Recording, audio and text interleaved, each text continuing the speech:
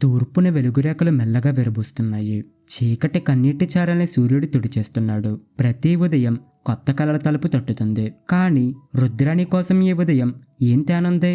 నిజానికి ఆమె ఎదురు చూసేది ఇంకా ఏం మిగిలింది? నిరాశలో మునిగిపోయిన మనిషికి ప్రకృతి ఏ చైతన్యాన్ని అందిస్తుంది? భవిష్యత్తుపై ఆసక్తి చచ్చిపోయిన వ్యక్తికి ఏ ఫలశ్రుతి పునరుజ్జీవితం అవుతుంది? చుట్టూ ఎత్తైన గోడలు, వాటిపై కరెంటు తీగలు, ఆపై దిక్కులన్నీ మూసిన బందీలకు తుపాకుల కాపలా, అనుక్షణం వెన్నంటే గుబులెత్తించే కాకి చూపులు. అయినా మనిషి వీటి నుంచి తప్పించుకోగలడు. కాని తన ఆలోచనల నుంచి పారిపోగలడా? మనసుకు మత్తు చల్లగలడా? ఎక్కడ మొదలైంది జీవితం? ముగింపు ఎక్కడ చూడబోతుంది? జనన మరణాల మధ్య జరిగే ఈ నాటకంలో ఎవరి పాత్ర గురించి వారే రాసుకుంటారు. వచ్చిన చిక్కల్లా ఇక్కడే. ఆ రచనకి నేను అనే అహంతోడైతే ఆ తాకిడికి కొందరు సహపాత్రదారులు చితికిపోతారు తమ ప్రమేయం లేకుండానే. పుట్టుకతో పూలపాన్పు జీవితం కాదు రుద్రానిది. ఆకలి బాధ తమ డొక్కలో ముడుచుకొని నిద్రపోయిన రోజులున్నాయి. నాన్న చేయి పట్టుకొని 10 రూపాయల కోసం 25 మందిని ప్రాధాయపడిన రోజులు గుర్తుకున్నాయి రుద్రానికి. మధ్యతరగతి శ్వాసించేది భవిష్యత్తు కోసం, జీవించేది రాబోయే మంచి రోజుల ఊహల్లోనే. అందుకే తామెంత కష్టపడినా ఆమె చదువుకు లోటు రానివ్వలేదు అమ్మా నాన్న. తన డిగ్రీ చదువు తనను ఉత్తమ వ్యక్తిగా, తనను సమాజంలో బాధ్యత గల పౌరురాలిగా మార్చినందుకు వారు ఎప్పుడు గర్విస్తూనే ఉండేవారు. 20వ ఏట రుద్రాని పెళ్లి మోహన్తో అంతే నిరాడంబరంగా జరిగిపోయింది. అప్పటికి అతడు గుమస్తా, పర్మనెంట్ కాని ఉద్యోగం. వచ్చే రాబడితో తమ సంసార నౌక సాఫీగానే సాగిపోయేది. తమ జంట మేడ్ ఫర్ ఈచ్ అదర్. సుఖాలు నంజుకుంటూ, కలిమిలేముల్ని పంచుకుంటూ, కట్టుబాట్లు అనుసరిస్తూ జీవితం వేగంగా సాగిపోతున్న వేళ తమని వేధించే లోటు ఒక్కటే, సంతానం. ఏ దేవాలయం మిగలేదు మొక్కటానికి, ఏ వ్రతం మిగల్లేదు చేయటానికి, ఏ తీర్థం మిగల్లేదు దర్శించడానికి, ఏ వైద్యం మిగల్లేదు పరీక్షించడానికి. అమ్మదనంలోని కమ్మదనానికి స్త్రీ జన్మ సార్థకత పొందుతుంది. రక్తాన్ని పంచి చనుబాలతో పెంచిన బిడ్డ తన గుండెలపై తంతుంటే మురిసిపోతుంది. బిడ్డ ప్రతి కదలికలో తన ప్రతిరూపాన్ని చూసుకుని పరవశించిపోతుంది. అందుకే పిల్లల కోసం రుద్రాని తప్పించిపోయేది. భర్త ఓదార్పైన క్షణాల్లో అతడి బహువల్ల గువ్వలా ఒదిగిపోయేది. కాలం కరుణించింది. ఆమె నిరీక్షణ ఫలించింది. పెళ్ళైన 10 ఏళ్లకి తన కడుపు పండింది. పండంటి బిడ్డ తన చిన్న కన్నయ్య, తన ఇంటి తేజం, తన కంటి వెలుగు. తేజస్ కొడుకుగా కరుణించాడు. ఇటీవల రోజుల్లో ఆమె భర్త రాజకీయ రంగానికి దగ్గరయ్యాడు. ఓ ఎమ్మెల్యే గారి కుమారుడు అతని క్లాస్మేట్ కావడంతో ఆ ప్రభావంతో తాను కూడా రాజకీయాల్లో చురుకుగా పాల్గొనడం ప్రారంభించాడు. క్రమంగా ఓ గుర్తింపు, చుట్టూ అనుచరగణం పెరగడం అతన్ని మరింత ఉత్తేజాన్ని చేసింది. రాజకీయాల్లోని మజాను ఆస్వాదించడం ఆరంభించాడు. పగలు రాత్రి తేడా లేకుండా కష్టపడ్డాడు. జనాల్లో కలిసిపోయాడు. మిత్రులతో పాటు శత్రువులు కూడా పెరిగారు. మోహన్ త్వరగానే చాణక్య నీతుల్ని అర్థం చేసుకున్నాడు. ఫలితంగా తమ హోదా పెరిగింది. కొత్త గౌరవాలు ఆపాదించబడ్డాయి. రుద్రాని భర్త ద లీడర్. అసలు రాజకీయాలే రుచించని రుద్రాని అతడికి చేసిన హితబోధలు చెవికి చేరలేదు. కాలంతో పాటు మనిషి కూడా మారిపోయాడు. అతడి జీవితంలో రాజకీయాలదే ప్రథమ స్థానం.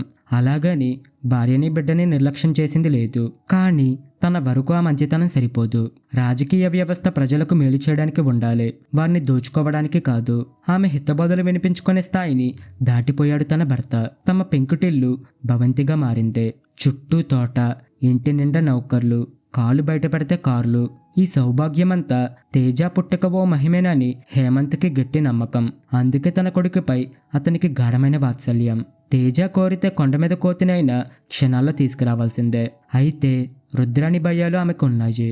అతి గారాబం కొడుకుని ఎక్కడ పాడు చేస్తుందోనని ఆందోళన చెందేది. ఆమె చెప్పే రాముడు, బుద్ధుడు, జీసస్ కథలు కొడుకుని సన్మార్గంలో నడిపిస్తాయని ఆశ. తరతరాల భారతీయ సంస్కృతి, సాంప్రదాయాలు కొడుకుని మనిషిగా నిలబడతాయని ఆకాంక్ష.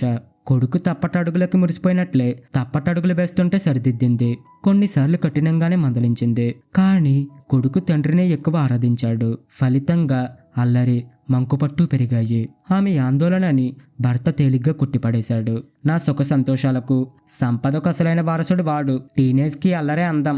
మన జీవితంలో అనుభవించిన కష్టాలు వాడి కలలో కూడా పడకూడదు. అందుకే వాడు అడగకుండానే కారు ఇచ్చాను, ఫ్రెండ్స్తో ఖర్చులకు డబ్బిచ్చాను. నా హోదాను ఉపయోగించి మెడిసిన్లో సీటు తెప్పించాను. ఈనాటి ఆకితాయితనం అన్నది కాలేజీ రోజుల వరకు మాత్రమే. నువ్వేమీ వర్రీ కాకు. అయితే తేజస్ది కేవలం ఆకతాయితనం మాత్రమే కాదని తల్లి గమనిస్తూనే ఉంది. డబ్బు తెచ్చిన విచ్చలవిడితనం, విశృంఖలత్వం, రాజకీయాల ఉచ్చస్థితి ఉన్న తండ్రి హోదాతో కొడుక్కి అహంకారం, తల్లి హితబోధల కొడుకులో తన పట్ల వెగుటునే పెంచాయి. ఎప్పుడు తప్పించుకొని తిరిగేవాడు. పార్టీలు, పిక్నిక్లు అంటూ దానికి తండ్రి ఆసరా. ఆమె నిస్సహాయురాలు అయిపోయింది. మెడిసిన్ థర్డ్ ఇయర్ చదువుతున్న కొడుకుని ఎలా దండించగలదు? ఎమ్మెల్యేగా లక్షల ప్రజలకి ప్రతినిధి అయిన భర్తకి ఎలా అర్థమయ్యేలా చెప్పగలదు? సుమతి శతకం లేని పుత్రోత్సాహం పద్యంలో తండ్రి ఆనందిస్తున్నాడు, కానీ కొడుకు చెడిపోతున్నాడని తెలుసుకోడా. ఆ పద్యాన్ని తల్లి కూడా అనుభవిస్తే ఆమె కుమిలిపోతుంది. ఒక్కగానొక్క బిడ్డ ప్రవర్తన చూసి ఆమె గుండె బద్దలయ్యే రోజు రానే వచ్చింది. తన జీవితంలో చీకటి రోజు, వెలుగుపై ఆశని శాశ్వతంగా తుడిచేసిన రోజు. అన్ని న్యూస్ ఛానల్స్ నిరంతరం ఆ కథనాన్ని ప్రసారం చేస్తూనే ఉన్నాయి. దృశ్యాల్ని ముక్కలు ముక్కలుగా చూపించాయి. కాలేజీ ఓపెన్ అయిన కొత్తలో ఇలాంటి వార్తలు సర్వసాధారణమైపోయాయి. వికృతత్వానికి పరాకాష్ఠగా చేరిన విద్యార్థుల అల్లరి, అభివృద్ధి కోసం ఉద్దేశింపబడిన సాంకేతిక ప్రగతి మనిషిలోని రాక్షసత్వానికి ఆజ్యం పోయడం దురదృష్టం. శాడిజం కోరలు చాచి అమాయకుల్ని కబలిస్తుంది. ఆ రాత్రి 10 గంటల వేళ తన రూమ్లో ఫ్రెండ్స్కి పార్టీ ఇస్తున్నాడు తేజస్. అకేషన్కేముంది, తలుచుకుంటే ప్రతిదీ అకేషన్. తన గది వైపు ఎవ్వరినీ రానివ్వడు. టీవీలో స్పష్టంగా ప్రసారం చేసిన దృశ్యాలపై రుద్రానికి సందేహం. కొడుకు గదికి వెళ్లాలనే నిర్ణయించుకుంది.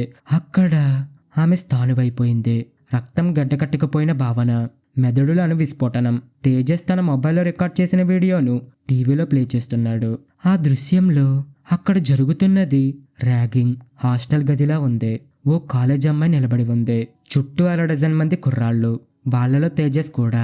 ఆ అమ్మాయి చూపుల్లో భయభ్రాంతి. ఆ అబ్బాయిల కళ్ళల్లో వేట సింహాల మృగత్వం. చిన్నారి హడలిపోతుంది. సింహాల ఇంటర్వ్యూ, ప్రశ్నలు. ఓ అమ్మాయిని ఓ అబ్బాయి అడగరాని ప్రశ్నలు, చాలా సునాయాసంగా. అది వారికి ఆట. ఆమె సిగ్గుతో కుచించుకుపోతుంది. నిస్సహాయంగా.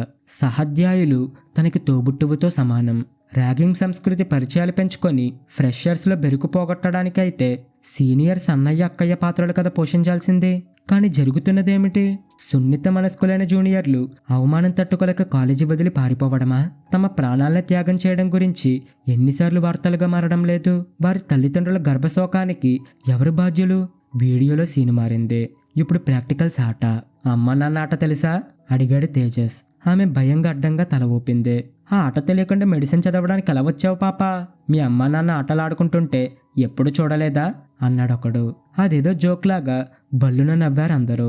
పోనీ నువ్వు ఫోజ్ పెట్టి చూపించరా పాపకే అన్నాడు మరొకడు. ఈ వీడియో చాలా బాగా రావాలి సుమా, ఎందుకంటే మిస్ అయిన ఫ్రెండ్స్ అందరికీ షేర్ చేయాలి కదా. ఒకడు లేచాడు. ఆమె చేతుల్ని తన చేతుల్లోకి తీసుకున్నాడు వాడు. ముఖం దగ్గరికి ముఖం చేర్చాడు. Cut cut. ఒరే ఫూల్, నువ్వు వాడుతున్నది లవ్వాటరా. పాపం, పాపకు అసలు ఏమీ తెలీదు. అపార్థం చేసుకోదు. అసలైన అమ్మనాట నేను చూపిస్తాను చూడు. తేజస్ లేచాడు. వాడి ముఖంలో క్రూరత్వం భయం గొలిపేదిగా ఉంది. పిచ్చి తల్లి, అరవ్వే, అరువు, పారిపక్కడి నుంచి. రుద్రాని మనసు ఆక్రోశిస్తుంది. కానీ ఆ అమ్మాయి ఏ శక్తి లేనట్లు నిశ్చేష్టగా నిలబడిపోయింది. భయంకరమైన దృశ్యం. తేజస్ ఆమె చున్ని లాగాడు. కుడి చేతిని చాచి ఆమె నడుం చుట్టూ వేసి పెదవులతో మెడ కింద. నో, అది ర్యాగింగ్ కాదు, రాక్షస క్రీడ. డబ్బుతో కామంతో కళ్ళు మూసుకుపోయిన పిచ్చి కుక్కల పైశాచిక కాండ. ఆమెకు చూడలేకపోయింది. తేజ! అది అరుపో, గర్జనో, దిక్కులు పిక్కటిల్లిపోయాయి. ఆమె కళ్ళల్లో ఎరుపు రక్తవర్ణంలోకి మారింది. ఆమెను చూడగానే వాడి మిత్రులు అక్కడి నుండి జారిపోయారు. తేజస్ మాత్రం నిలబడ్డాడు. చిరాగ్గా చూస్తున్నాడు. చూపుల్లో కాని మాటల్లో కాని పశ్చాత్తాపపు సూచన లేదు. నా గదిలోకి పర్మిషన్ లేకుండా ఎందుకొచ్చావు అరుస్తున్నాడు. పర్మిషన్ కనడానికి ఆ రోజు నీ పర్మిషన్ తీసుకోలేదు. గోరు ముద్దలు తినిపించడానికి, బుడి బుడి అడుగులు నడిపించడానికి తీసుకోలేదు. నీ అవసరాలు తీర్చడానికి ఏనాడు ఎదురు చూడలేదు పర్మిషన్ కోసం. ఈ రోజు నీ వికృత రూపం చూడగలిగింది పర్మిషన్ లేకుండానే. కూతురుగా, సోదరిగా, తల్లిగా ఆడది మగాన్ని అభిమానిస్తూనే ఉంది తరతరాలుగా. సంస్కృతితో భాగంగా మానాభిమానాల్ని పవిత్రంగా తన పురుషుడి కోసం అర్పించుకుంటూనే ఉంది. ఆమెపై జరిగిన ర్యాగింగ్ అవమానం ఈ జాతి విలువలపై జరిగిన మచ్చ. దానికి కారణమైంది తేజస్. ఇది కేవలం ప్రారంభం మాత్రమే. అమ్మ కళ్ళ ముందు ఓ ఆడదాన్ని. రుద్రానిలో ఆవేశం కట్టలు తెంచుకుంది. నరకాసుర వధలో సత్యభామ, మహిషాసుర మర్దినిలో దుర్గాదేవి ఆమెలో ఆవహించారు. పక్కనే ఉన్న హాకీ స్టిక్ చేతిలోకి తీసుకొని ఒకే ఒక దెబ్బ ఎక్కడ తగిలిందో తెలీదు. వాడు గిలగిలలాడాడో గింజుకు చచ్చాడో పోలీస్ స్టేషన్లో లొంగిపోయింది. కేసులు, వాయిదాలు, కోర్టు తీర్పు, ఫలితం జైలు శిక్ష. జైలు గదిలో ఆమెకి ఇది తొలి ఉదయం. ఒకప్పుడు అమ్మ అనిపించుకోవడానికి తాపత్రయపడింది. విషనాగుని కన్నానని తెలుసుకొని మళ్ళీ గొడ్రాలిగా మారిపోయింది. No regrets. ఆమె కథను చరిత్ర గుర్తించకపోవచ్చు. ర్యాగింగ్ అనే దుష్ట సంస్కృతికి భాగస్వాములుగా మారుతున్న నేటి యువతరానికి, వారిని ప్రోత్సహిస్తున్న పెద్దలకి ఓ రెడ్ అలర్ట్గా మారి ఏ కొందరిలో మార్పు వచ్చినా తన జన్మ ధన్యమైనట్లే. మీకు కనుక ఈ కథ నచ్చితే లైక్ చేయండి, షేర్ చేయండి. ఇలాంటి మరిన్ని కథల కోసం మా ఛానల్ని ఇప్పుడు సబ్స్క్రైబ్ చేసుకోండి. Thank you friends.